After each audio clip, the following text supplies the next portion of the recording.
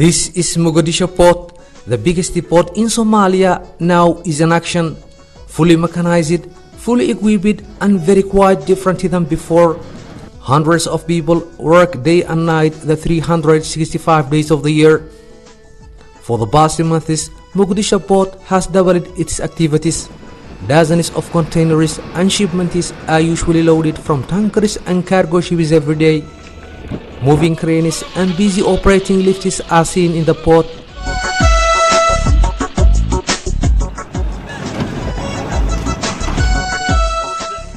Compared to other international ports, Mogadishu port legs were behind badly as Somalia was in civil war more than 2 decades. But now Mogadishu port is actually reviving.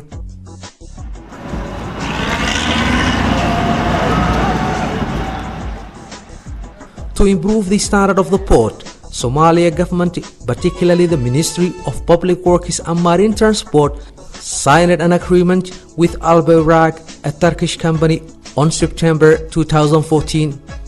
The Somali government expects that the service rendered by Alport will significantly boost its revenues as it recovers from years of civil war which badly devastated the country's economy. Ahmed Abdi Hassan, known as Wata, is a senior port officer. He explains the past history of Mogadishu port.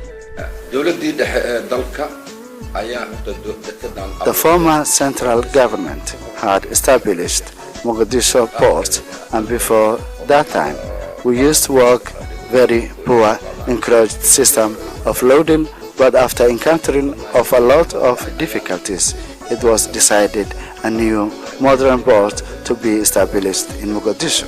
Thanks to God, it had become operational in 1976. From that time until 1989, the port was the best functional port in the region with highly sophisticated equipment. After the Somali Civil War in 1991, it was looted all necessary and valuable equipment in the port. At the moment, the ongoing positive change led by Alport company, as you can see, the port is indeed reviving.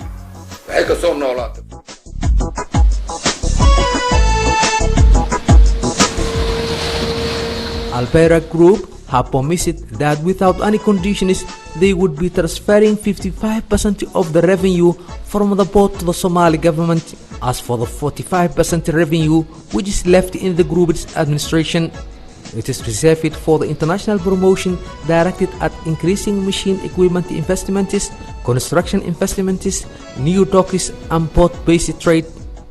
Ahmed Semi is Mogadishu Alport coordinator. Before officially taking over the administration of Mogadishu port, the yearly capacity in which the port used to deliver was 17,000 containers.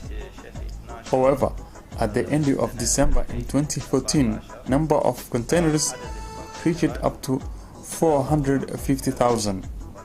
Our objective and goal is to raise the number of containers up to 30% from the current figure.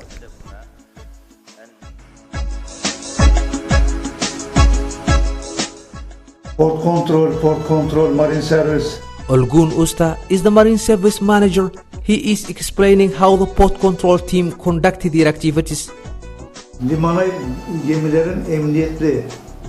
Port control team are responsible for scheduling incoming boats and ships. They also decide distributing number of equipment and manpower of each vessel. The port control center navigates all ships arriving and departing from the port. Depending on their cargo and the position in the queue, vessels are assigned in their parking in different places in the port. Mogadishu port has now several tugboats which play a key role all ships to reach and leave the port safely, since vessels can take a long time to stop its own.